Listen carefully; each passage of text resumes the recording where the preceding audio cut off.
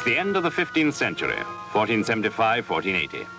The Mediterranean is the center of the world, and the world is a strange one to our eyes. There isn't much of it, just Europe, a little of Africa, Britain and island outposts to the north, Japan and China, dim lands to the east. The rest is water, the limitless ocean sea.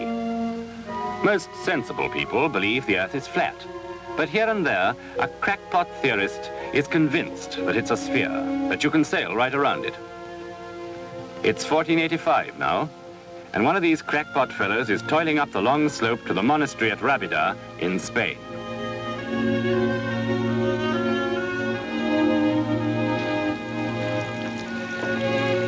Diego, come and look. What's the matter? I'm so tired. You'll soon be able to rest. You see that building over there, the one on the hill? That's Rábida, where the friars live. They'll give us food and a bed for the night. Think you can walk as far as that? I'll try. Okay. And if you're a good boy and keep very quiet, maybe they'll help me to see the Queen. How can they do that? Ah, that's a long story. Tell me. No. Please, Father. Promise you'll never mention it to anyone else. I promise. Cross my heart.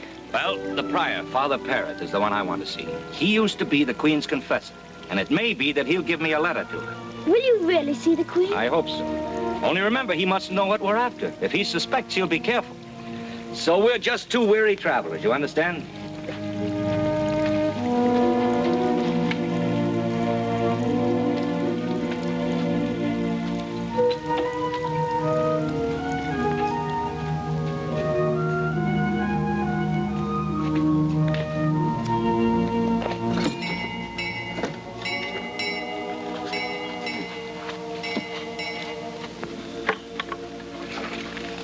You are welcome, brother. What do you seek? Of your charity, a little bread and a cup of water for the child.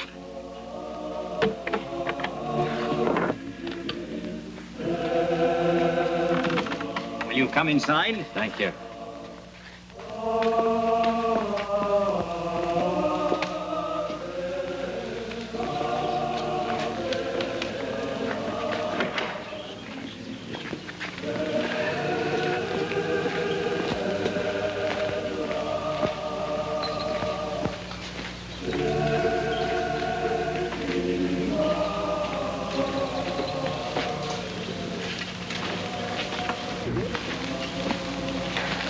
Pax Dominis et tecum. Et tecum, Pax. I see you're a scholar, my son, as well as a traveler. Certainly a traveler, Father. I've sailed as far north as Iceland, as far south as Guinea, and eastwards to the Golden Horn. But that is to have reached the limits of the world. Of the known world, yes, Father, but of the actual world, not by 1,000 leagues. How can you say that, never having seen it? Have you ever seen heaven or hell? We have sound reasons for believing they exist. I have sound reasons, too. What are they? The same as yours, faith and revelation, to which I can add cosmography and mathematics. What's that you have there? Bread and water for the child, Father. That's what they asked for. Have we nothing better to offer? I brought the boy an apple, too. An apple. Take them inside. Brother Jose will show you to the guest chamber. I hope you'll do us the honor of spending the night here. You are too kind, Father. Not at all. You shall pay for your supper by telling us more about this new world of yours.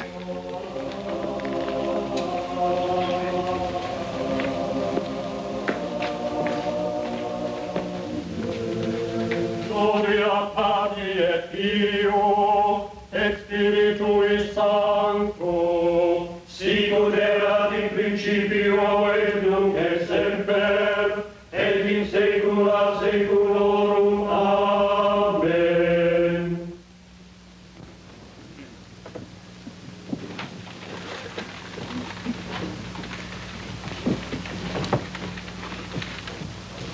There's no need for us to go yet. Stay and drink another cup of wine.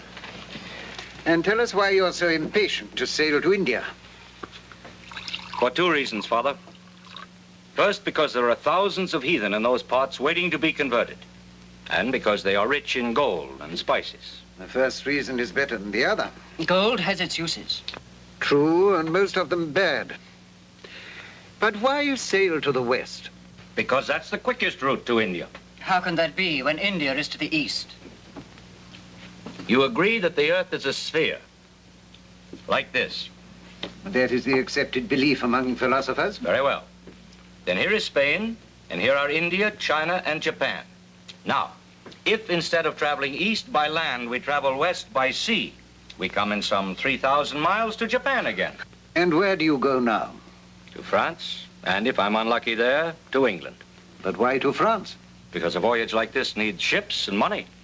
Perhaps the French will give them to me. The Portuguese won't. 2 years I've been kicking my heels in Lisbon trying to explain my scheme to people who can't see beyond their noses. 2 years. But why go to France? Why not Spain? I know no one at the Spanish court. I am a foreigner, without influence, without friends. What chance have I got? My son, do you believe in the workings of a divine providence? Of course, Father. Because it may be providence that brought you here today. I don't understand. I'll tell you. For many years, I was confessor to the Queen. I believed that if she were to hear your story, she might lend it a friendly ear. You mean you could give me a letter to the Queen? No. Oh, but I thought you... My son, in affairs of state, you must learn to move slowly. I will give you a letter to a friend of mine at court. She will introduce you to others with influence.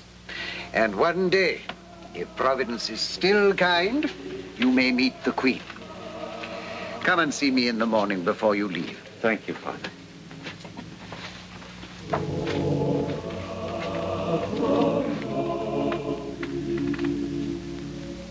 What happened to the boy's mother? She's been dead these 2 years, Father. I'm glad you decided to leave him with us. He'll be safe here, and it will provide an excuse for your coming to visit us again. Goodbye, my son. Goodbye, Father. I shall never cease to give thanks that Providence led me to you. My son, one of the lessons I've learned in the course of a long and not entirely uneventful life is that Providence works best when she's aided with a little knowledge. I don't understand, Father. Don't you? Do you mean to tell me that you didn't know who I was before you arrived here last night? Well, naturally, your reputation... As the Queen's confessor? Yes, Father. I admit it. I hope Providence will continue to assist you to meet the right people. Goodbye, my son. God be with you. Goodbye, Father. I leave you with the boy.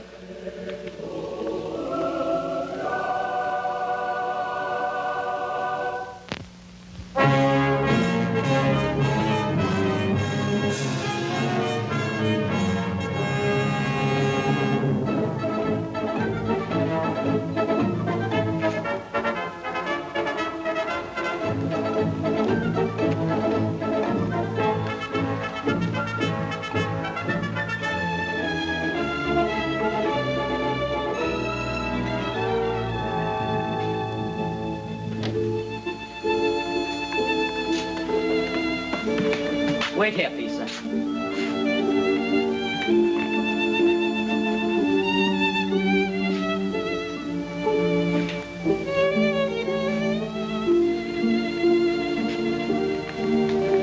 Your servant, madam. The good prior writes of your project with great enthusiasm. Are you sure that he couldn't be mistaken? Father Pereth is a learned man, madam. I wouldn't presume to doubt his judgment. I didn't say I doubted him. I know him too well for that. But you I do not know at all. That is my loss, madam. And an omission, I trust, will soon be rectified. There's no need to practice your pretty speeches on me. I hear too many of them around the court. Do you seriously believe in a new world across the ocean? I'd stake my life on it. You may be asked to do that one day. I am ready. If I can arrange for you to see the Queen, I said if, you'll be ready with evidence and arguments to support your case? Madam, I can talk for 2 hours on the subject without repeating myself. I don't doubt it. But please save that for the Queen. Then I shall see her. Call on me again next Thursday, and I'll tell you what progress I've made. But I... Your servant, madam. I'm where you're going, idiot. I humbly beg your lordship's pardon.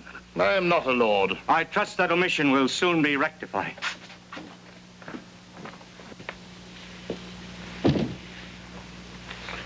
Who's he? I haven't seen him about before, have I? No, but I think you may see a great deal of him in the future. Hmm? What's his line? New worlds across the sea. What new world? Where? He wants their majesties to give him a fleet of ships so that he can sail west across the ocean and come to Japan and India that way. Then he's crazy. He seems very sure of himself. Stuff and nonsense. The whole thing's ridiculous. We shall be the laughingstock of the civilized world. Stuff and nonsense. The whole thing's ridiculous. We should be the laughingstock of the civilized world. Exactly what I said, sir. Let us at least hear all he has to say before we condemn him. We've more important things to do than to listen to sailors' stories about imaginary islands. There's a war on. You have our leave to withdraw, sir. But, Your Majesty... You have our leave to withdraw.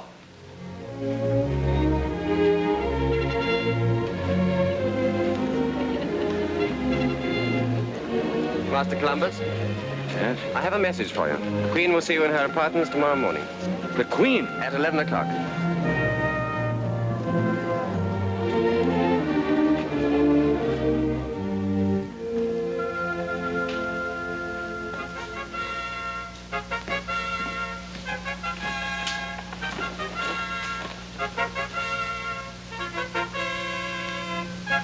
Come closer.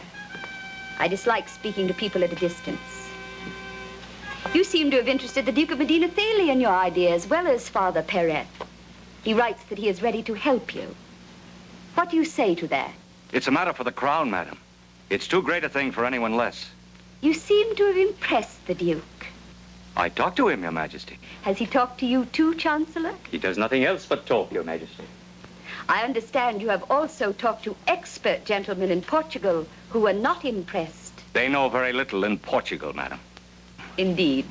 That is rather my experience with my own experts. Talk to me then freely, but briefly. Briefly, madam. With all the proofs I have to give, an hour at least. An hour? I'm indulging myself as it is. Assuredly, madam. Now then, briefly. I have knowledge of certain lands to the west, which can be reached. Yes. India is to be reached by a short western passage. I know all that. I've read it in these letters. Forget your maps and reckonings and calculations. They may be right or wrong. But when you speak of new lands along this route, what is it that you imagine? What is it that you see? I see an empire for the sovereigns of Castile and Aragon such as no monarch ever dreamed of. A land whose illimitable riches would pay for these Moorish wars 12 times. What else? The Holy Sepulchre itself could be rescued from the power of Mohammed.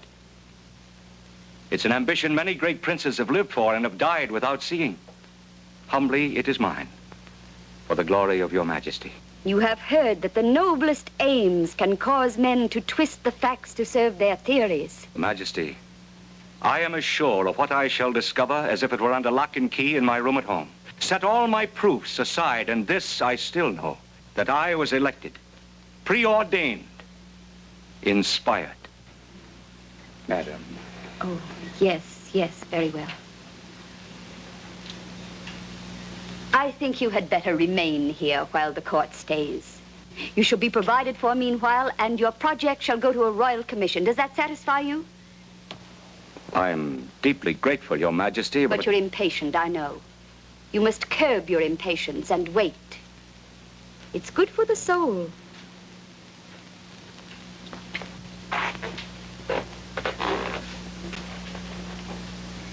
Are you married? My wife died some years ago, madam. Oh, I'm sorry.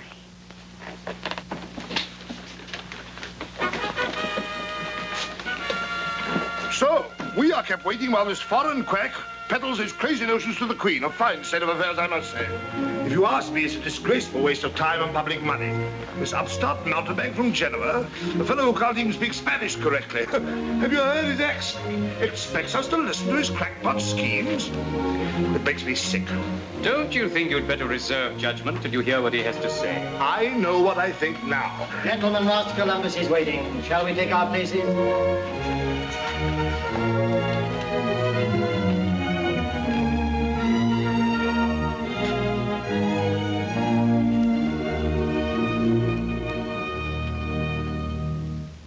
We are here, sir, by command of their Royal Highnesses, to hear your proposals in full detail, to weigh them and to question you, and afterwards to report on them to the sovereigns.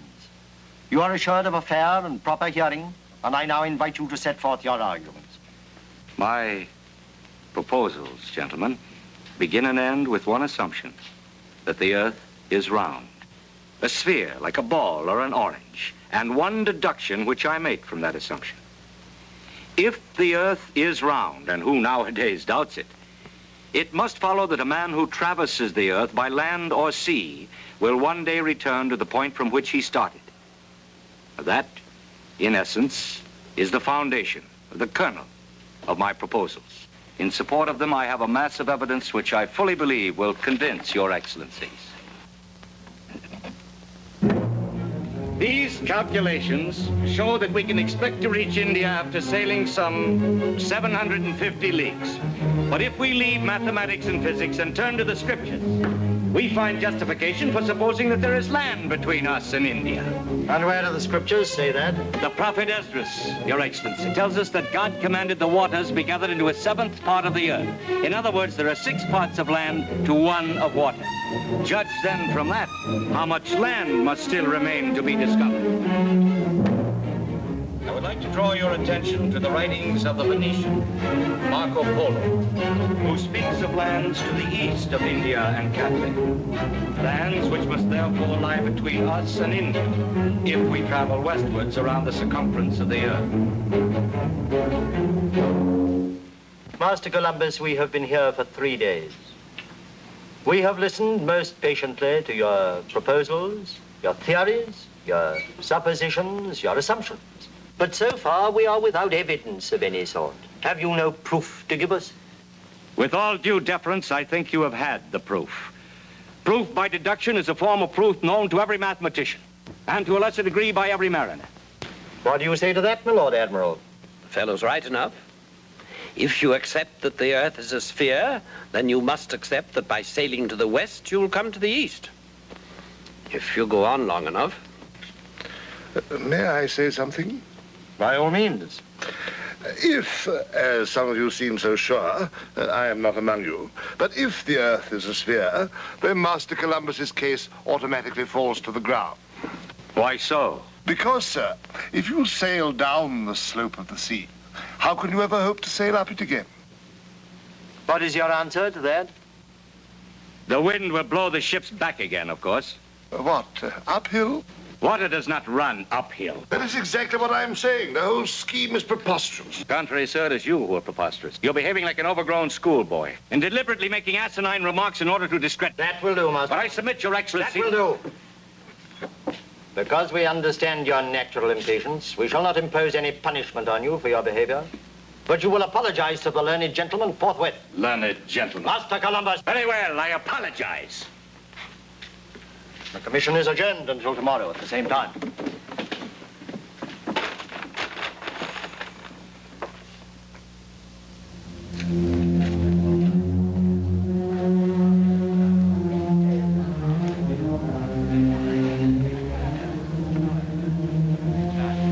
Been waiting long? 3 years? You're not serious. Oh, believe me, 3 years is not long. Not for a royal commission. Well, I hope they don't keep me waiting that long. What are you after? An appointment as a notary. I hope you get it. Thank you. And you? What about me? Well, what are you after? All I want is to present Spain with enough gold to fill a treasury for the next 100 years. Enough land to make it the greatest power in the world, and enough glory to satisfy 100 kings. You think I'm mad, I suppose? No. No, of course not, but if you can really give them all that, well, why don't they take it? I'll tell you why. May I come in? Please do. I want to talk to you about my cousin. Has she been to see you yet? No. Well, when she does, do what you can. She's anxious to come back to court. That won't be easy, after what happened last time. That was 10 years ago. The Queen has a long memory, especially where her husband's concerned. I know. Well, do what you can. She's a nice little thing. A pretty little thing, perhaps. I'm not so sure about the nice. That's a question of taste, I suppose. Oh, I saw that fellow Columbus down below. Well, I take it he's waiting to see you. suppose he is. Don't you think it would be kinder to tell him that he hasn't a chance? I thought the commission hadn't reported yet. They haven't. Well? When they do, the answer will be no. You might as well give up now as later. Oh, Quiet. Well, Master Columbus, what is it this time? The same as last time. When do I hear something? When can I start? I can't tell you that. Doesn't anybody know? You must be patient a little longer. Patient? I waited 2 years in Portugal. I've waited 3 here. And where am I at the end of it all? Back where I started being patient. It's the war, you know. War. If it wasn't that, it'd be something else. Look at me. I'm so shabby, I'm ashamed to be seen in public. I've worn my clothes out rubbing up against anteroom doors. I can't do any more. I know. I'm sorry. It does me good to pour out my troubles to someone. The court returns next week. Come and see me then. I may have news for you. Juana.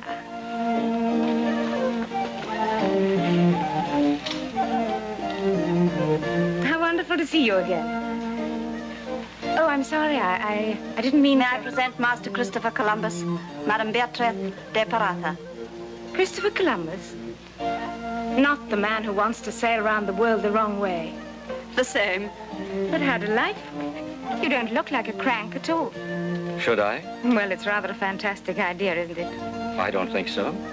Oh, tell me confidentially. You're not really serious about this, are you? I mean, it's just an idea to make money, isn't it? Certainly not. You mean you really think you can do it? Certainly. But how terribly thrilling. Look, I've nothing much to do this evening. Why not meet me in the Court of Oranges and tell me all about it? You're surely not interested in the ravings of a lunatic.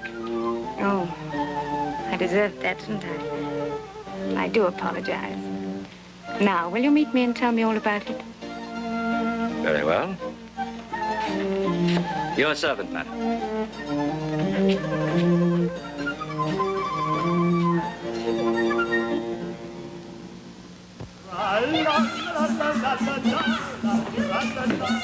Master Columbus! Oh, Master Columbus, come in and help us celebrate. no, thanks. No, I'm not in the mood. Oh, please, to oblige me. It's not every day one gets a court appointment. You Come along. My friends, Master Columbus. Master Columbus, my friends. We're drinking to Diego's new job. Yes. Go on, a drink to Diego. My friends, I thank you. I shall try to be the best notary in any town, in any province, in any country in the world. Need I say more? No. What's your line? Ships. And how many have you got? None. He will have, very soon. Well, who's going to give them to him? The Queen? The Queen! Tell them about your scheme, Christopher. Tell them what you told me this afternoon. Hey, Diego, what sort of a celebration do you call this? Huh? Bring us some more. I'll get another. Yeah, I think so. Maize may come, maize may go, good red wine will ever flow. Above, give me blow, wine and preach me warm below. It's gone. Excuse me. You're not leaving? Yes, I must. I hoped you'd stay and tell us more about your voyages. At the moment, my voyages take place entirely on land. I'm glad you got your appointment. Goodbye. I'm sorry we're such poor company. Oh, it isn't that. Well, if you must know the truth, I'm penniless, and I can't sit and drink other people's wine if I can't buy a round in return. Oh, is that all? Listen, I live here with my cousin. There's an empty room upstairs. You're welcome to stay as long as you like. Well, I don't... No, it's all right. There's something you can do for me in return. What? Take me with you when you go on your voyage. Why do you want to come? Because I believe you're about to make some wonderful new discoveries. I want to be there when you make them. Well, bless you for that anyway. Then you'll stay? No, thank you. Beatrice! This is Master Columbus, the man I told you about. The man who wants to sail around the world the wrong way. The same. Somebody else said that to me today. What's so funny about it? Oh, nothing. If you're sure you can do it. Of course I'm sure. But in the meantime, while he's waiting for his ships, he has to have somewhere to live, so I thought the little room upstairs. I'll take your bundle. Thank you. Oh, there's something your cousin forgot to tell you. I've no money. Neither have we. So we start even. This way.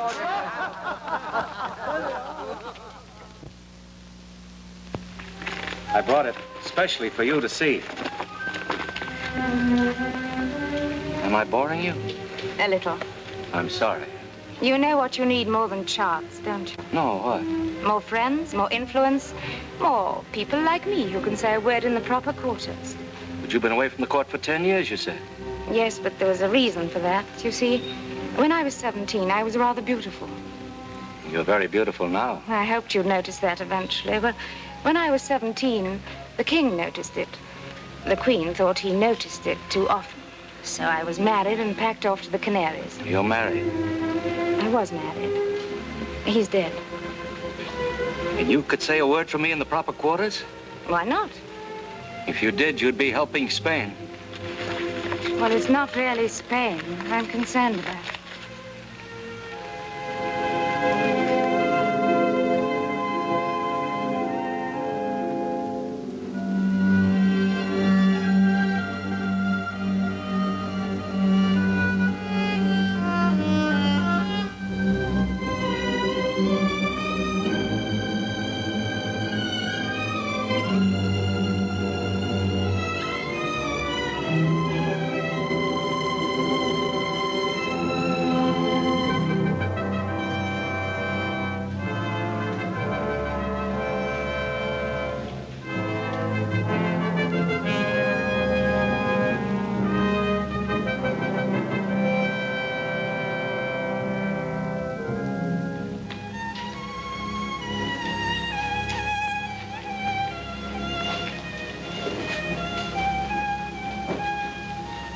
Well, and how does it feel to be a gay young widow at court?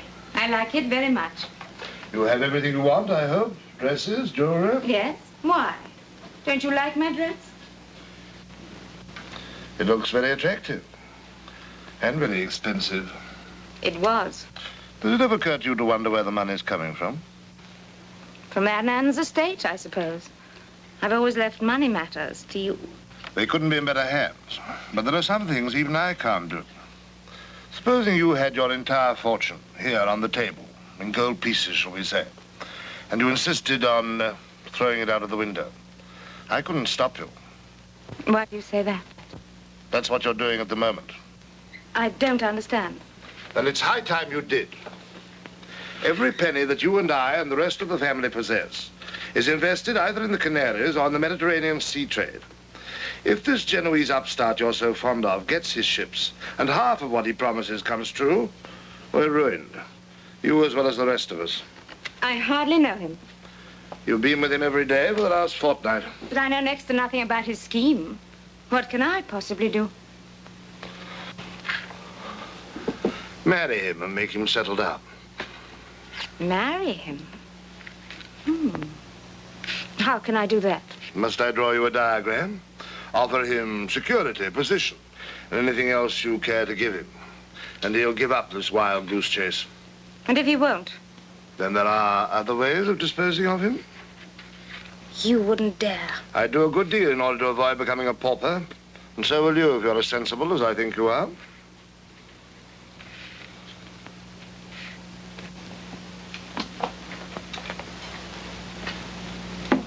I'll have to think it over. Well, don't think too long, or it may be too late. Sooner or later, he'll make a false step. They all do, you know. And then... I hope I make myself clear. Beatrice, come and sit down. I want to ask your advice. Do you think I should marry again? Do you want to? I don't know. Then don't. Marriage is difficult enough if both people want it badly. But if you're not sure, then it would be madness. You haven't asked me who the lady is. I don't need to.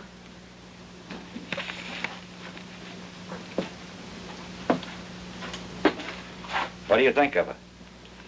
I've never seen her. Do you know all about her? Oh, I know some of the things they say about her. And what's your advice? I can't advise you. But I can tell you, there are two kinds of wives. The wives who are ambitious and headstrong, who drive their men on and on till they get what they want. And the other kind? The others are the comforters, the cushions.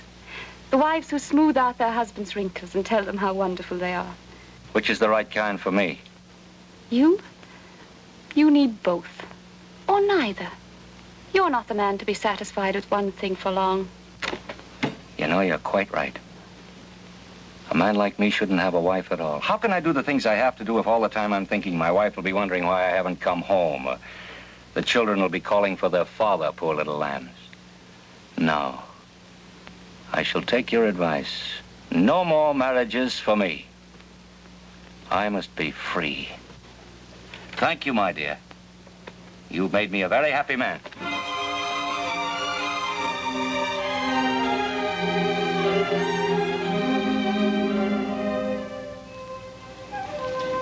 You know what'll happen to you, don't you?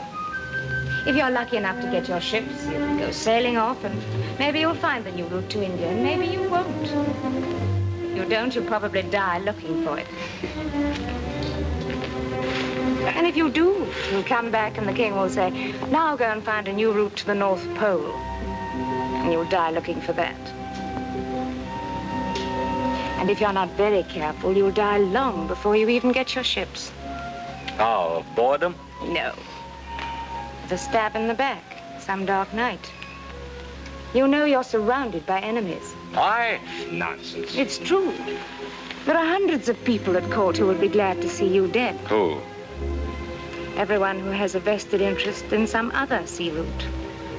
Everyone whose trade may suffer if you're successful. Give it up. And do what? Settle down. Can you imagine me settling down? Why not? You could have a position at court. Money, security. Master Columbus? What is it?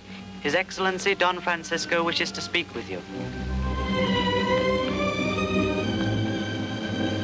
Better go. I'll wait for you here.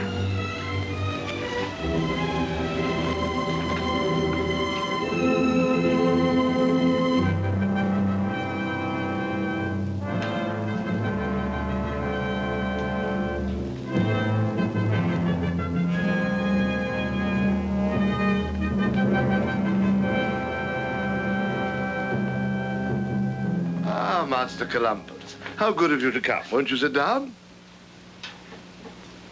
Thank you. I hope you won't mind my touching on rather a personal matter, but after all, we're both men of the world, and there's no point in beating about the bush. You've been seeing a great deal of my little cousin lately. Yes? You find her attractive? I find her a charming and congenial companion. Exactly. But you know what people in court circles are like. They've nothing to do except gossip, and how they gossip. If you speak to a woman once, you're in love with her. If you're seen with her twice, you're betrothed. 3 meetings, and you might as well be married. I hope I make myself clear. Not entirely. Then I'll be blunt, Master Columbus. My cousin is a widow, young, beautiful, and unattached. You've been seeing a great deal of her. Tongues have been wagging. Her name has been coupled with yours. And that means that her good name is at stake. I'm forced to ask you now, what are your intentions? Well, sir? You ask my intentions. I will tell you. It is my intention to cross the ocean sea until I come to India. That is my only thought. And nobody, man, woman, or child, is going to stand in my way. I hope I make myself clear.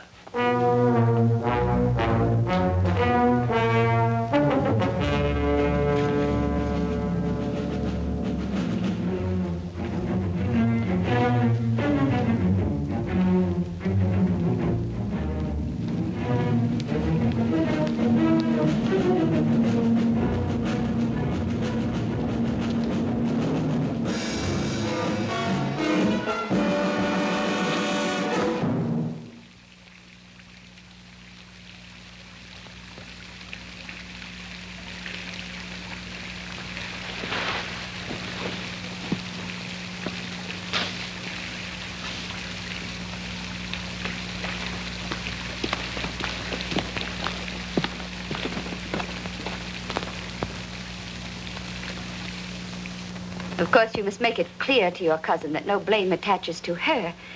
She cannot help her beauty any more than the king can help noticing it. She has a child, they tell me. Two, Your Majesty. As a mother myself, I know how painful it is to be separated from one's children. Tell her that she has our permission to return to the Canaries. At once. As Your Majesty pleases. And, Master Columbus, what do you wish done about him? Nothing. But surely. Surely what? But he has laid hands on the person of His Majesty.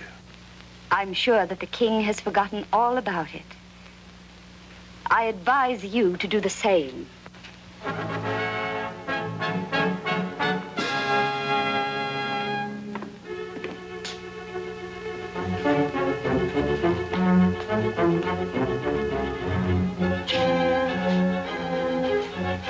So, Master Columbus, we meet again. And this time there's no need for me to ask your intentions, because you haven't much say in your future plans, have you? You may not know it, but the king has a horror of violence, particularly when it's directed against himself. I've just left their majesties. They sent you a message. It's a very simple one. Make yourself scarce, Master Columbus. Go back to your Genoese slum. Go to the devil, if you please. But don't show your face around the court again, unless you wish something very unpleasant to happen to it. I hope I made myself clear.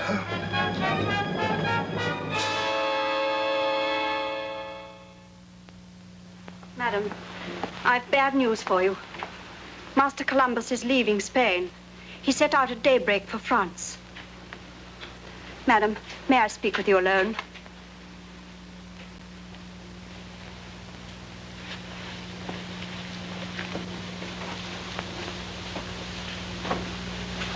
Father Perez and the Chancellor are outside. They beg leave to see you. About him? Yes. Your Genoese sailor seems to have powerful friends. Isn't that one more proof that there must be something in what he says?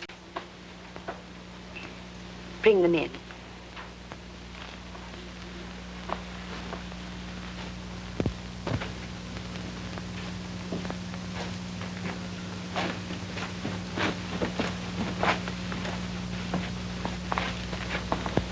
Gentlemen, I hear you've come to scold me. No, Your Majesty. Simply to ask if there is no way of preventing this tragedy.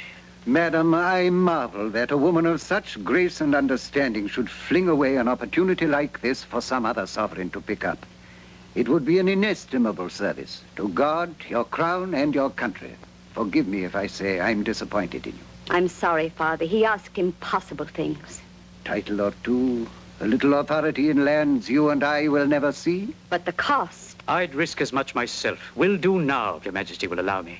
No, no, I will not have him beholden to anyone but the crown. And yet you won't help him.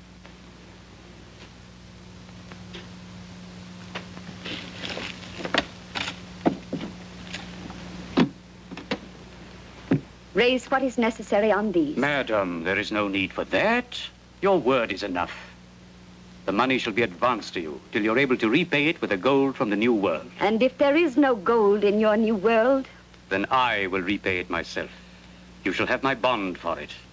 You have great faith in him. I have, Your Majesty. Pray God you are right. Send someone to fetch him back. Say the Queen begs him to return. Your Majesty.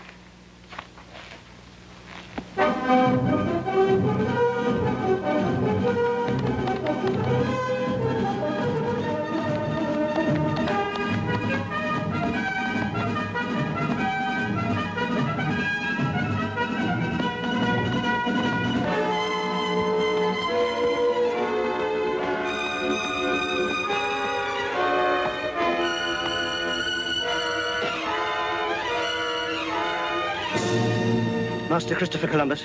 The same? In the name of Her Majesty Queen Isabella.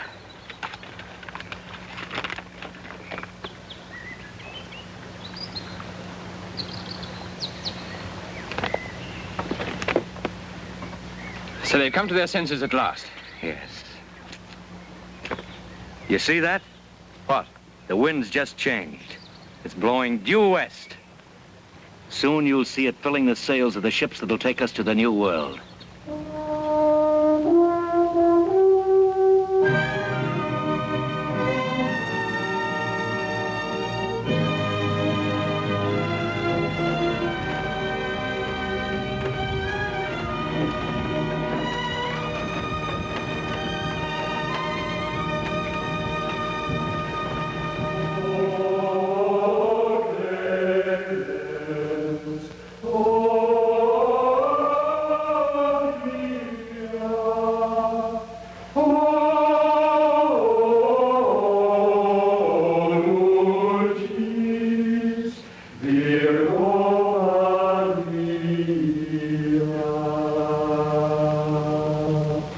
Benedictio Dei omnipotentis, Patris et Filii et Spiritus Sancti, descendat super vos, et maniat semper.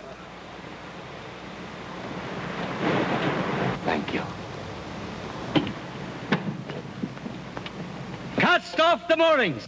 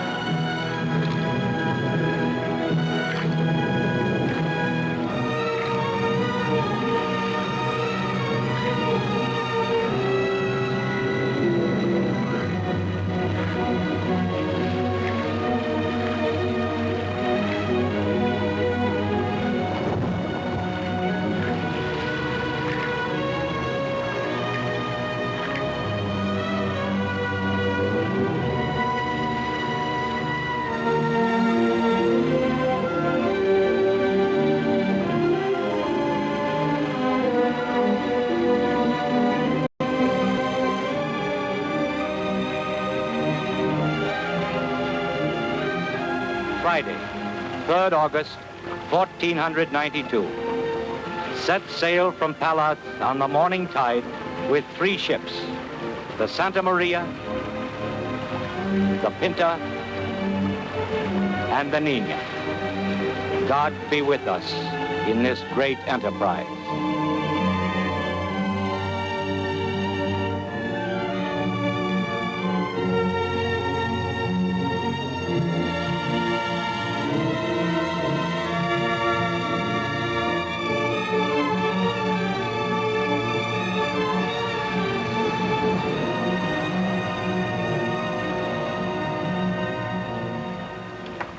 You.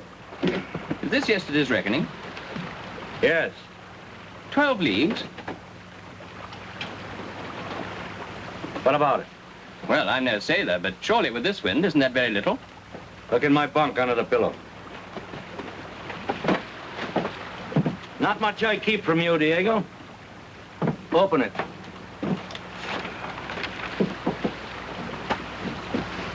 Sunday, the 9th of September. We have made this day 19 leagues. But I've determined to reckon less than the distance actually covered, so that if the voyage is long, the crew shall not be terrified and disheartened. But surely some of the people in the fleet can reckon these things. Plenty, but they won't think of it. The Pintons are good sailors, but they don't keep a log. They all accept my figures. But suppose they question them? And I'll say the currents are against us. Are they? They're dead in our favor.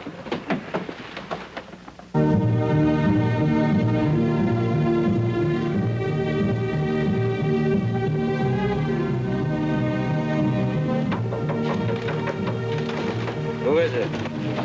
What's the matter? Better come on deck. Something's wrong. What? I don't know. Something to do with the compass. Compass? Yeah. I'll be there in a minute.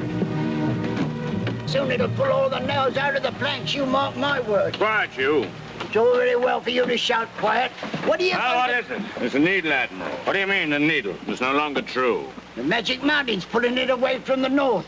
We're adrift in strange waters without even a compass to guide us. That's a fact, Admiral. It's a proof that we've sailed out of the natural world God meant mankind to inhabit, if you ask me. I didn't ask you. Variations at least 5 degrees west. Is that all? Why, you poor fools. Even you, Costa, seaman of your experience, you amaze me. I can only trust my eye. You mean you think the needle's wrong because it no longer points to the North Star? Yeah, that's wrong. Didn't it occur to you that it was the star that moved, not the needle?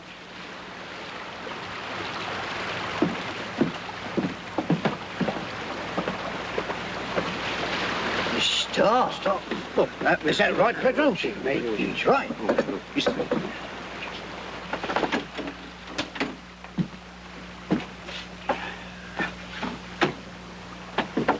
Come in. May I speak to you, Admiral? Of course. I didn't say any more up above because I didn't want to provoke a riot. It was very sensible of you. But... What? In all my years at sea, I've never known the compass behave like that. You've never sailed this parallel before. Beg pardon, sir, but neither of you. So how can you know that... Just as I know a great many things that you don't. You must trust me, Juan. I know what I'm doing. Anything you say, Admiral? Good night. Good night. So the pole star moved? Of course not. It's a perfectly natural phenomenon. It must be. I know if you go east, the needle declines to the east. And I suppose we've sailed to a point where we must expect the needle to decline to the west. It must be it. But for the men, the pole star moved. Yes. Why not? Why not indeed? Good night. Good night.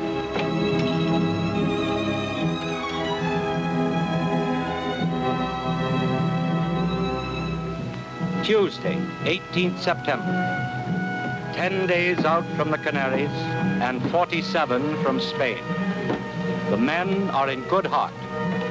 Every member of the crew faces what lies before us with courage and determination.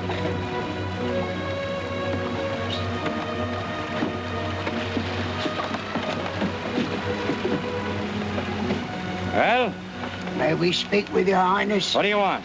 We want to go home, your worship. What do you want me to do? Put the ship about and go back to Spain and say we failed? Yes, please, Your Honor. What are you afraid of? Oh, they've never been further out than paddling for shrimp, sir. Shall I put a foot to their backs? No. Let's hear what they're afraid of. Well? Did you never hear of the Magic Mountain, Your Excellency? No. It's like a great magnet. It draws the ships, and then when they get close, all the nails come out of the planks and the ships fall to pieces. Where is this wonderful mountain? Over there, Your Reverence. Have you ever seen it? No. Then stop talking about things you know nothing about. If there were such a mountain, there's only one place it could be, and that's the North Pole. We're not going to North Pole, we're sailing due west. Anything else? Yes, Your Grace. Sea serpents. Sea serpents? Horrible great beasts 200 yards long that can swallow a whole ship in one gulp. And the Sea of Darkness. Tell the Admiral about that. That's the worst of them all, Your Highness. The Sea of Darkness. When you never see the sun again and go on and on into nothingness till you sail right over the edge of the world. Now, you listen to me. The ocean in front of us is the same as that behind. There are no sea serpents or magic mountains or anything else between us and the New World. I know exactly what I'm doing, and I don't want any more of your old wives' tales on my ship.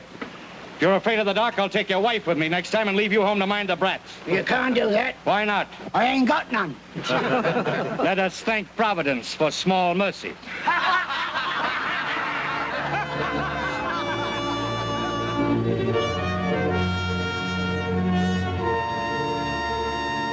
There you are, 19. 19 days since we left the Canaries. And look at that. What is it? Well, can't you see? No. Well, you're blind. For 19 days, that wind's been blowing steadily in the same direction to the west. You know what that means? Oh, what? We never get back. Why not? Suppose the Admiral sees sense and wants to turn round and go back. What's going to happen? How can we sail back the way we came with a wind that's always blowing from the east? We can beat against the wind. Yes, if you've got 6 months to do it in, and food for 6 months, and water for 6 months. Huh? You know what? What? You don't dare to turn round and start for home. Why not? Because he knows we never get there. Not against a wind like that. Wednesday, 19th September. Received signal from Pinthorn Brothers desiring to come aboard. Coming over for a talk, see? Now perhaps we'll hear something. Do you think they want to turn back? Well, they're sensible men and good sailors, aren't they? Of course they want to turn back. But they can't. They're finished. Same as us. And they know it. You mark my words.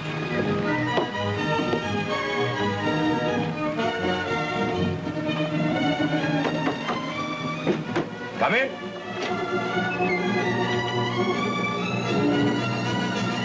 You're welcome, gentlemen. Will you drink a cup of wine? No, thank you. To what do I owe the honor of this visit? Time's come for a little plain speaking, Admiral. That's why we're all here together. Go on. Doing a little calculating. How many leagues do you say we've covered? 400, a little more or less. Our calculations say it's more than 500. Your calculation? Oh, I know the Admiral doesn't think us very intelligent. But we can count, and we're prudent enough to take some notice of what's going on. Now, this chart you gave us, for instance. What about it? If we've sailed 500 leagues, I say if, surely we should have sighted Japan, or the Brazil Islands, or some islands at any rate. So far, not a sniff of one. What else? Isn't that enough? Give me the chart.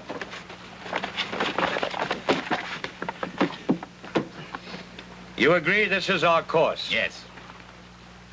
There. That's our approximate position now. So we overshot the island? Certainly. When? In the night. And why didn't we stop and take a look at them? Because I'm bound for Japan and India, not some measly little island. We could have taken on fresh water if you'd stopped. What would have happened after that? And then would have said we've come far enough. Let's go home. That's true enough. They would. Sure of that?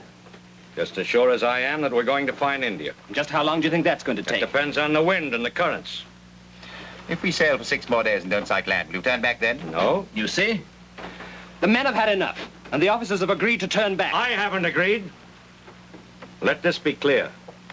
I'll not turn back until my mission is accomplished. Say what you like, do what you like, kill me if you like. I can't stop you. But as long as I'm alive, we go on. Nobody's questioning your orders. I'm glad to hear it. And they'd better not. If anything should happen to me, the Queen would see you hung as high as Haman for a set of treacherous traitors. There's no need to talk like that, Admiral. You've explained what we want. We're satisfied.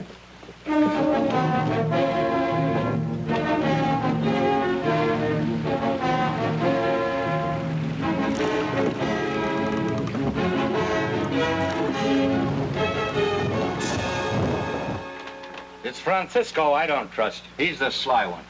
Martin's the eldest. He'll do as he says. He's a good sailor, that one. Believed your story about the islands, too. Why not? Quite sure it was true. Sure as I can be of anything. And the weed around that crab they found was river weed? Looked like that to me. The Pole Star did move? What are you trying to say, Diego? Just wanted to ask yourself if you're sure of what you're doing. Do you doubt me? Not unless you doubt yourself.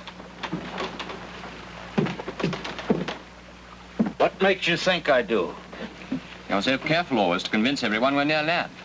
A whale spouts and you cry, that's a sign land is near. A bird lights on the deck and you say, that's no marine bird, that's a jay. It was a jay. You see a bank of cloud and that's a sign of land. Weed, shellfish, everything's a sign of land. It's nearly 3 weeks since you left the Canaries. How much more of it? 200 leagues, roughly. 200 leagues? And you pretend we're near land? I had to keep their spirits up. You really sure the land is there? Yes. Truly? Yes. Must be. Must. He's out from the Canaries and all well. The crew have taken new heart and have ceased to grumble. I tell you, he's mad. He thinks because he says there must be land there will be land there. But the thing is, did God say there must be land there? Eh? Answer me that. No. All right. Then who are you going to trust? God or this jumped-up admiral from Genoa who's never commanded a ship before? Is he greater than God? Is he to decide whether we're to live or die? No. Look at that. 30 days we've been sailing these benighted seas. Do you want to sail them for 30 more? No. All right. Now, there's only one way to deal with him. What's that? Throw him overboard. Throw him overboard? Yeah, if he's so sure there's land there, let him swim to it. What about the others? Mr. Arana can join him. But Koza's all right. He'll turn back with us when he sees which way the wind's blowing. Now, who's for doing it? Well, I'm with you. Yeah, we're with you. Good. Now, don't make a move till I give you the signal. Can I speak to you, Admiral? Privately. I have no secrets from Diego. Would you trust him with your life? Gladly. Why do you ask? Because your life's in danger. Let's have it. The men are going to mutiny. How do you know? I know. What you going to do about it? Are you with me or them? Why'd you think I'm here? It's a silly question. I shouldn't have asked it. How many others can you count on? 3, beside myself. Maybe 4. Can't do much. They haven't any arms. And all they need, a knife or 2, marlin spike, meat axe, and 40 of them against 6 of us, including the boy. When do they start? Tonight, after the Salve Regina.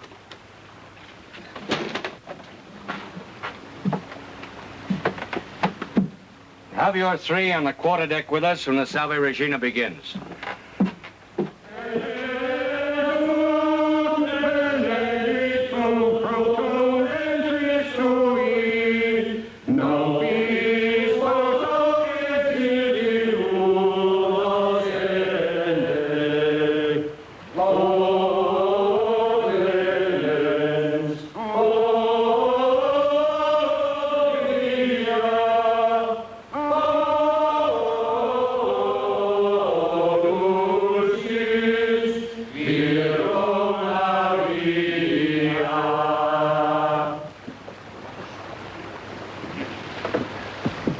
Hey, Admiral. Hey. Were you addressing me? Yes, I was. What do you want? We want to know whether you're ready to turn back and start for home. Yeah, and at once. It's no business of yours, but the answer is no. All right, we'll turn back and sail without you. Come on, boys!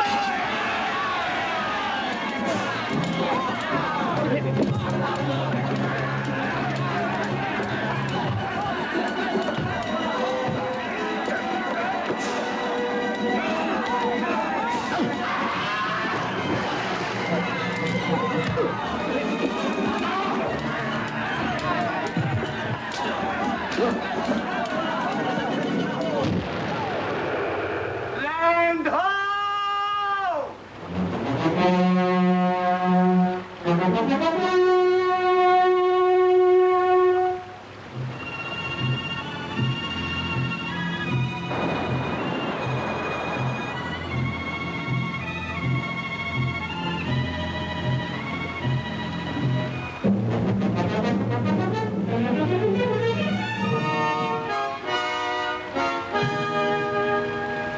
Mutiny is a crime punishable by death. You all know that. I could string every man Jacoby up to the yardarm right now. But I'm not going to. I'm not even going to hang your ringleaders. And I'll tell you why. This is a glad and historic day in the history of Spain. Today, for the first time, men have crossed the ocean from east to west and discovered the new route to India. Today, Spain is mistress of the seas. And while all this is happening, you're sniveling about the safety of your miserable skins, and rebelling against the authority of your betters. I'll say no more. The incident is closed. You can pick up your weapons and return to your duty. But I hope you'll all thank God that in his infinite mercy, he has saved you from the fate you deserve. See what you did? What did I do? You're the one who ought to be flung overboard.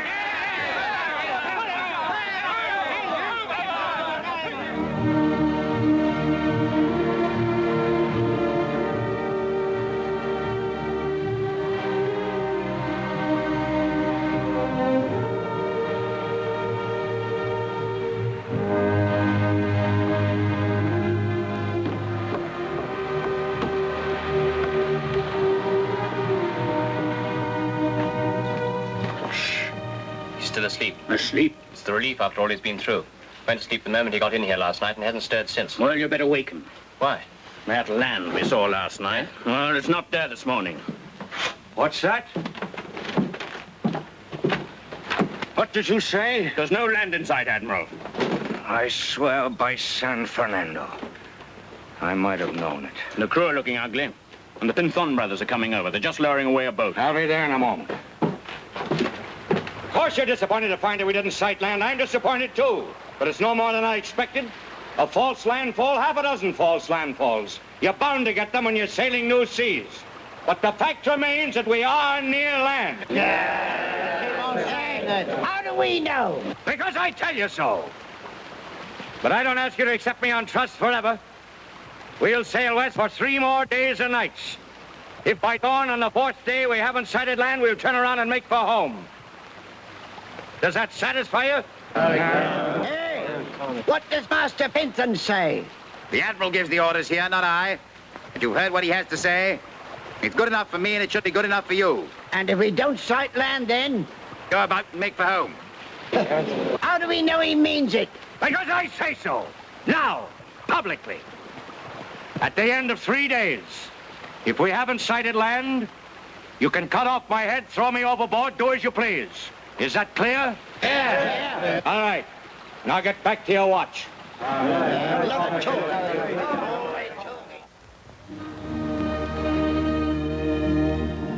Tuesday, 9th October. This morning, I promised the men that if we did not sight land within 3 days and nights, we would turn back. Today made 32 leagues, but no sign of land. Pray God we find it soon.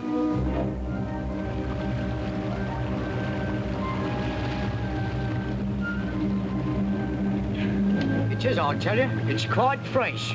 Here, what's that? He's tasting seawater. He says it's fresh. Huh? Give it to me. Well, it's fresher than it was yesterday. You call that fresh? Fresh.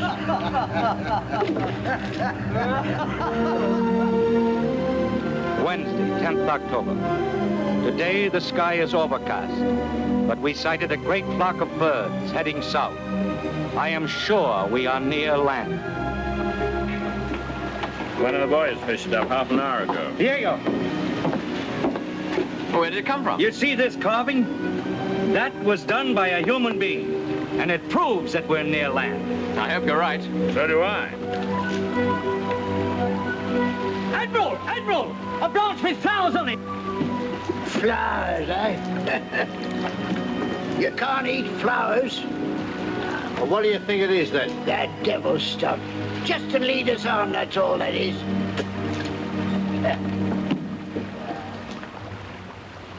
Thursday, 11th October. Thus far and no land. Another 12 hours will decide.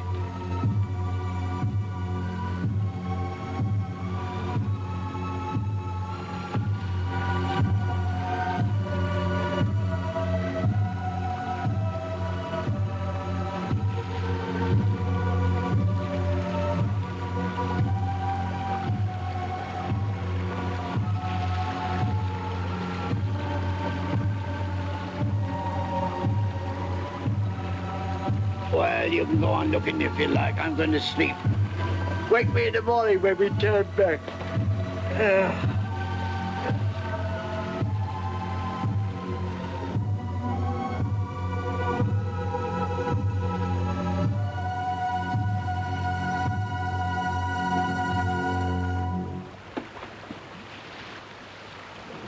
Diego. Diego! Yeah? Look over there. Where? There. Do you see anything? A light? Yes. Yes, I can. Here's that. Oh, you see something? Look, over there.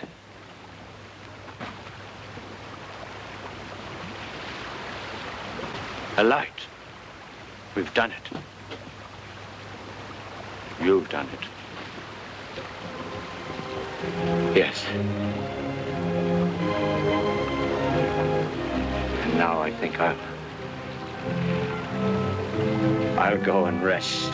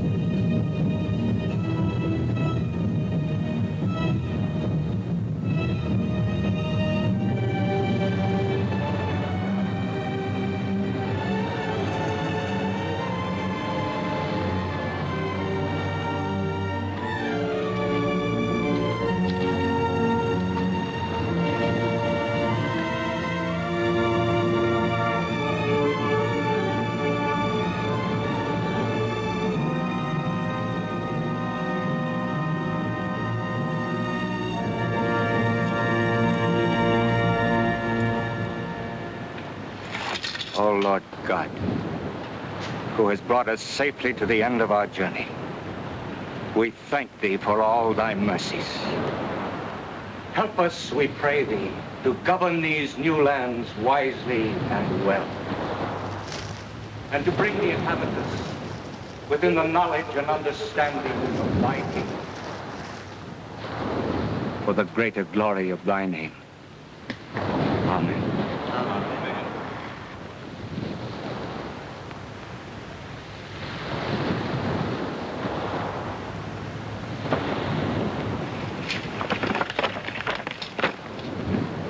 In the name of their majesties, Ferdinand and Isabella, King and Queen of Castile, Leon and Aragon, I now take possession of this land and name it San Salvador.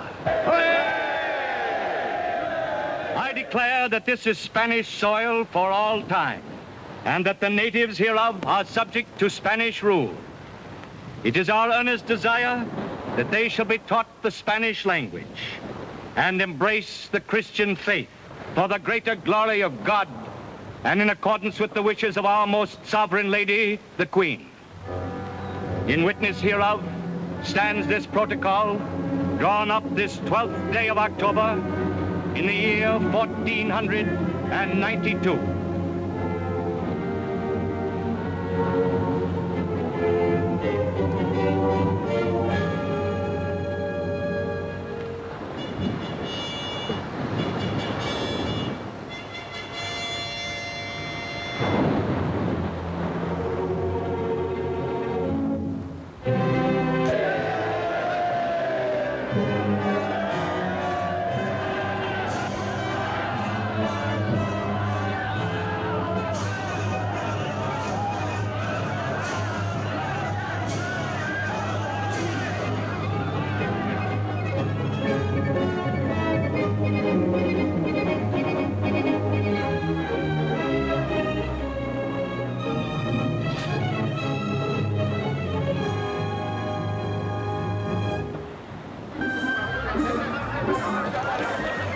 Sunday, 14th October. Today moved freely among the natives and traded with them. They are a friendly people, guileless and unwarlike, eager to welcome us and generous in their dealings. The country is obviously rich, and the natives wear pieces of gold on necklets and in their noses. You see this? Very beautiful. Magic juju. Plenty strong. Lovely. I give him you, and you give me that bit of yellow rubbish, eh? What do you think you're doing? Just a little honest trading, Admiral. Honest trading? A broken piece of worthless crockery for an ounce of gold? But he don't know it's gold, Admiral. That makes it all the worse. But he wants this. He does really. You want it now, don't you? Wanty. There you are. If you don't understand, I'll explain. We are here to convert these natives to Christianity, not to exploit them. Is that clear? Yes, Admiral. A piece of gold like that is... it's worth at least a falcon's bell.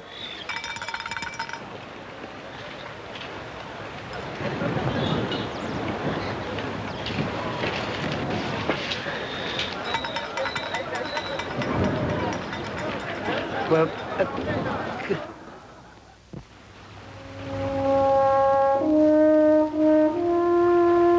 Thursday, 22nd November. So far, I have not come upon Japan or India as I expected, but I have found one large island which the natives call Cuba, and which is rich in spices and gold, and many smaller islands, the location of which I have marked on my charts. It seems to me that there cannot be under the sun lands superior in fertility, in mildness of cold and heat, in abundance of good fruits and pure water. The men are well and in good spirits. Up to the present, among all my people, nobody has even had a headache or taken to his bed through sickness. Indeed, my only trouble has been with Martin Pinthon, who continually disobeys my instructions. I am convinced he is plotting against me. Whom do you suppose the king will be glad to see? The man who arrives home first with a cargo of gold, or the man who stays behind and carries out instructions?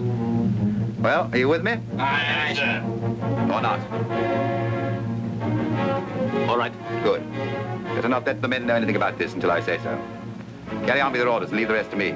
Understand? Aye, sir.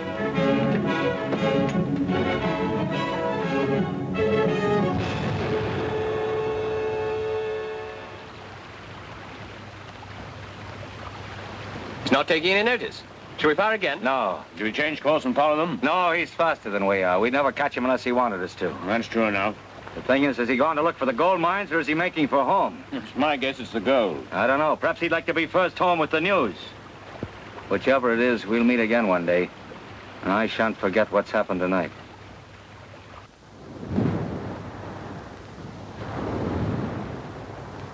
Saturday, 1st December. Today I came upon more wonders, the like of which I never thought to see in this world. Huh? What do you suppose this could be? A fishing net? No. The mesh is too big.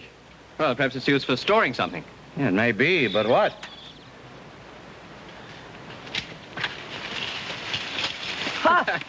It's a bed.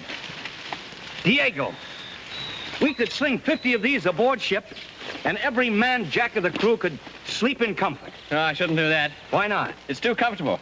Once you got him into these, you'd never get him out again. See what I mean?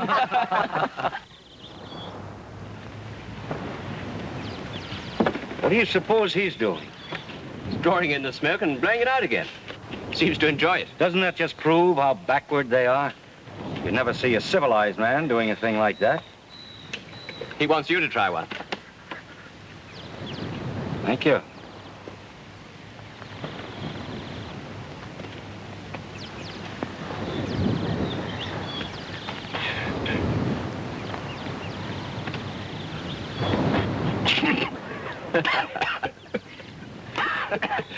Thank you.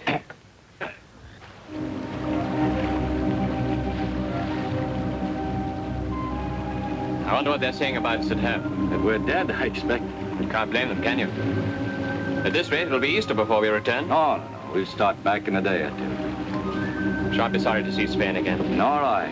Evening, Admiral. Shall I take over? Yes, I'm ready for bed. Tonight I shall sleep like a child. Think I shall turn in too. Good night, Juan. Good night.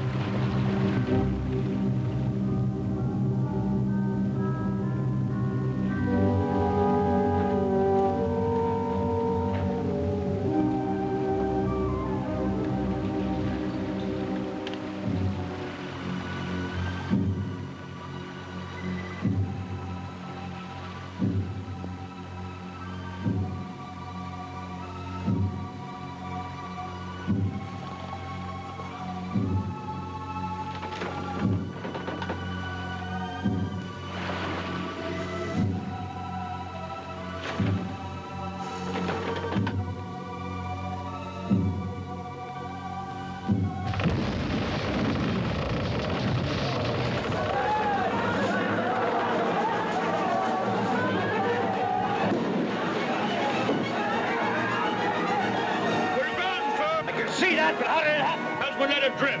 The helmsman in charge of the watch? No, sir, I was. Never mind that now. Can we refloat her? I don't see how, sir. Christmas Day, 1492. Last night, the Santa Maria went aground in Caracol Bay.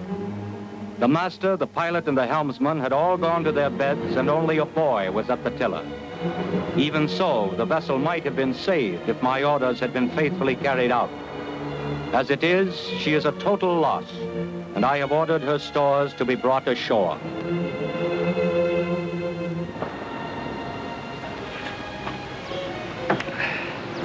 Vincenti wants to know if he can break up her timbers and bring them ashore, too.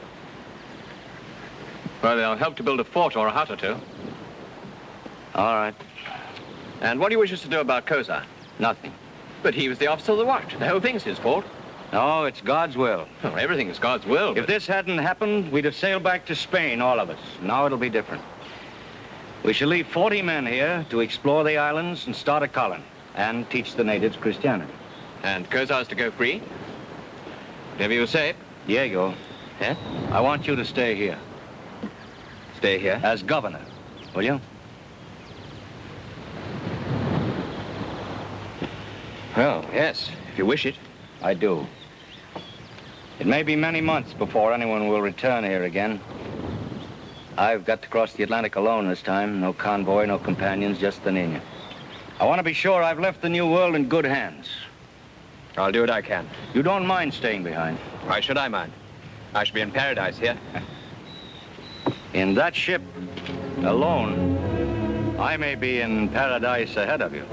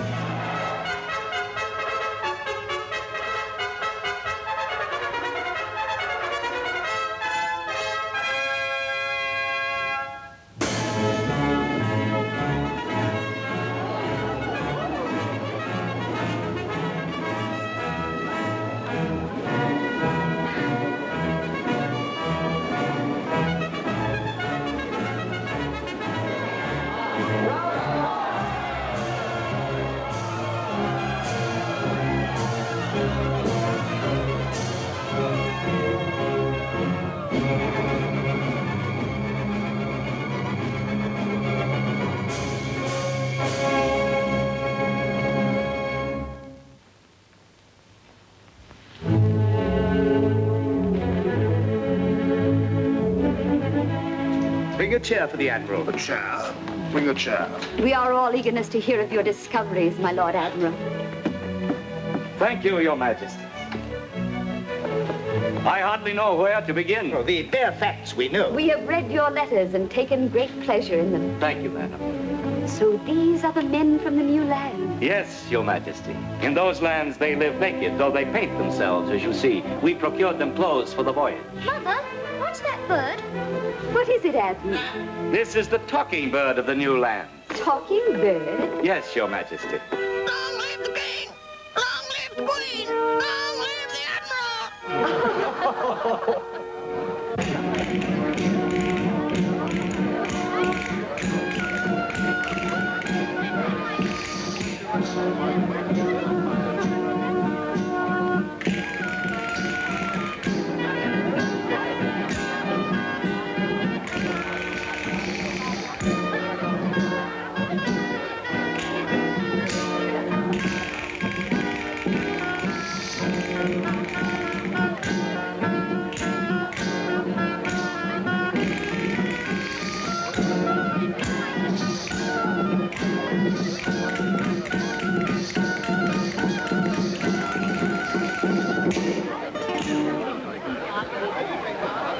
I was merely making the point that in everyone's life, there is a moment when he reaches the climax of his achievement. If he's a fisherman, it's the day he makes a record catch. If he's an admiral, it's the day he wins a great battle or discovers a new world. What do you say to that, Chancellor? I agree with my Lord Bishop. But the great thing, of course, is to have the wit to know it and to make the most of it. What would Your Majesty say was the greatest achievement of her reign? The discovery of the new lands or the conquest of the Moors? What would you say? Conquest of the Moors. Your reason? Because that is something which only a great commander could have accomplished. Master Columbus' achievement couldn't stand in the same class. It was merely something that was bound to happen. Bound to happen. Well, it stands to reason. Sooner or later, some ship sailing idly in that direction would have come upon the new land. That's all there is to it. Do you agree, Admiral? I should like to borrow an egg, with Your Majesty's leave. An egg? If Your Majesty pleases. Why do you ask for an egg, Admiral? I should like to ask your guest a riddle. A riddle? But Her Majesty asked you a question. With Her Majesty's permission, I will ask you to solve my riddle first, and then answer her question. We are all attention. The riddle, Your Majesties, is how to make an egg stand up on end like this, using nothing to support it. Will you try? No, it's impossible, of course. Your Majesty? It's beyond my wit. And mine. It's beyond anybody's wit. It's impossible. On the contrary, sir, it's easy when somebody shows you how.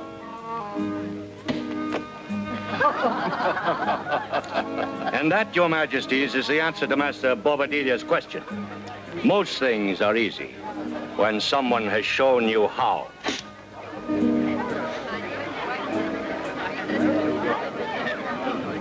Most things are easy when someone has shown you how. Too easy, perhaps. In the years that followed, new fleets sailed the ocean seas. New lands were added to the map of the world. But it was not a peaceful world. Death and disease took their toll of the early colonists. And it was scarcely 10 years later that an old man, old before his time, worn out by intrigue and rebellion, lay in a hut in the jungle and dictated a letter to the Spanish court. Juana de Torre. Salutations and greetings. I write to you, dear lady, because I know that you are near to the Queen and can see that she has told the truth. I know there are persons at court who wish to do me injury and who will not hesitate to belittle what I have done. They judge me as a governor who had gone to Sicily or some other city under regular government, when I ought to be judged as a conqueror who has placed under their majesties' sovereignty a new world, whereby Spain, which was reckoned poor, has become the richest of countries. Bobadilla's right. Something must be done about it. Every ship that comes back from the new lands brings another story of disorder and bloodshed. What's the man up to? He's been given enough power. Too much, sir, if I may be allowed to say so. He seems to resent anybody else having any sort of entry into the new lands. Instead of colonizing and keeping order, all he does is to go aimlessly cruising about from island to island. Oh, come now, that's not altogether just, surely. He claims to have discovered the mainland of Cathay, what the natives call Cuba. With the greatest of respect, madam, he also claims to have found the Garden of Eden. I won't have him ridiculed. His discoveries have given Spain a great new empire. Well, nobody denies that. It's what he's doing with the empire that we're complaining about. It's easy enough to stay at home and criticize, especially when the person concerned isn't here to defend himself. But, Your Majesty, the amount of gold he sent home last month was scarcely enough to pay for the carrying of it. Of course, there are always plenty of parrots. But who wants parrots? And it isn't as though the slaves he sent home were worth anything. They're such poor stuff. I wanted the people of the New World converted, not enslaved. So did we all. True, true. The slaves shall be sent back, every one of them. I quite agree. He'd no right to do it. It was completely against instructions. Yes, there I can't defend him. The trouble is that the man's unreliable. One can't trust him. Exactly. He may be a great sailor and discoverer, but he can't govern. And if he can't govern, we must do it for him. But I don't want him disgraced. He's done much for us and for Spain. Of course not. He shall keep his titles if that will make you happy. To the Lord Admiral of the Ocean Seas and Viceroy of the New Lands, greetings. We've commanded our good servant Don Francisco de Bobadilla to take ship and present himself to you in order that he may act as Chief Justice and Royal Commissioner in the new lands, with power to arrest all those who mutiny or rebel against our royal persons, and for the settlement of all just grievances, etc., etc. You can fill in the details, Bobadilla. Yes, sir. May the... 28th, sir. 28th, 1499, I, the King.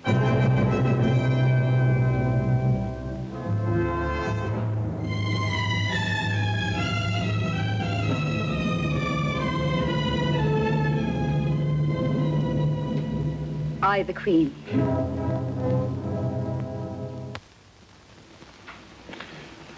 These articles allege that you have shown yourself persistently hostile to those of Spanish blood who have come to these islands. That you have set Spanish gentlemen to labor that is unworthy and degraded. that you have made unjust war on the native population, and that you have retained for your own use and enjoyment gold, land, and other goods rightly the property of the Crown. Have you anything to say? To you, nothing. Very well. You are under close arrest. You will be shackled and sent back to Spain for trial.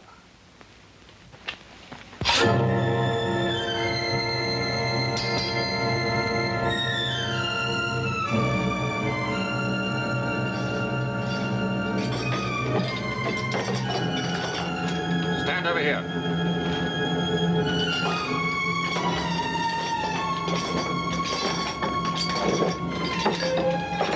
All right, son, you may go. Wait outside.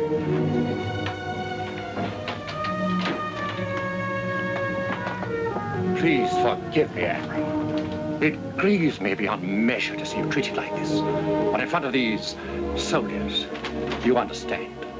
Yeah, so I understand. Come and sit down. You're in pain.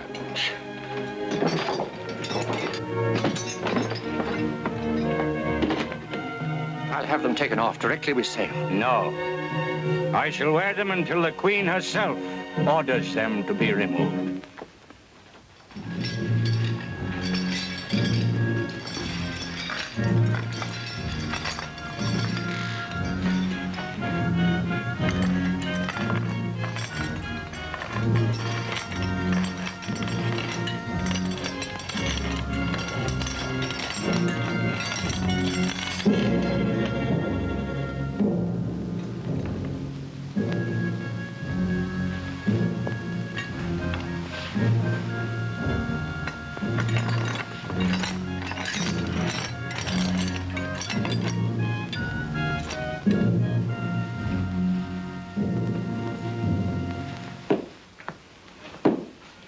One more word, Your Majesty, and I have finished. It is 17 years since I first came here to serve you. 8 of those years were spent in discussion and frustration. I was laughed at and rejected, but I was right. I have placed under your sovereignty more land than there is in Africa and Europe. More than 1,700 islands, not counting Hispaniola. And what is my reward for all this? To be arrested and put in chains. Your imprisonment was highly displeasing to us. It was never our intention. You must know that. Then I am to be reinstated as Viceroy of the new land?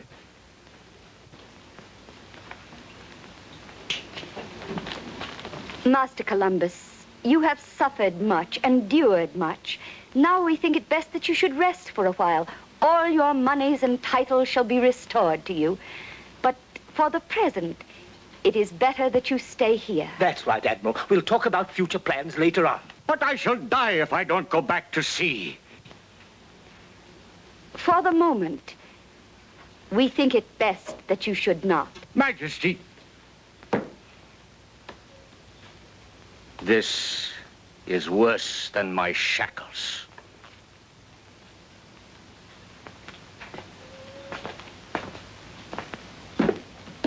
Look after him.